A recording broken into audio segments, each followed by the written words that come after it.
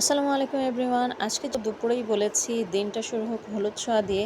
তাই আজকে হলুদ মরিচ দিয়ে সুন্দর করে মশলা কষিয়ে চিংড়ি মাছ ভুনা করে নিয়েছি। দেশি চিংড়ি মাছ, দেশি চিংড়ি মাছটা একটু ছোটোই হয় সাইজে, আর খেতে কিন্তু খুবই মজা থাকে, খুব সুস্বাদু থাকে। দেখুন আমি সুন্দর করে কষিয়ে নিচ্ছি, সুন্দর করে ভালো করে কষিয়ে নিচ্ছি, রান্না করে নিচ্ছি।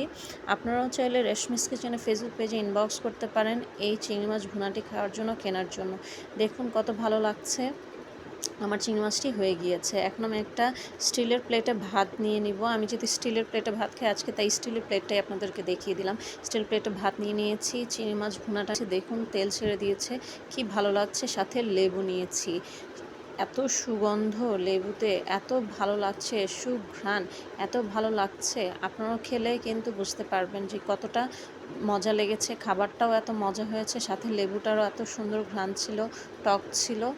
অবশ্যই কিচেনে ফেসবুক পেজটি আপনারা ফলো দিবেন, লাইক দিবেন, অবশ্যই ইউটিউব চ্যানেলটা সাবস্ক্রাইব করবেন, আমাদের সাথেই থাকবেন। আসসালামু আলাইকুম এভরিওয়ান।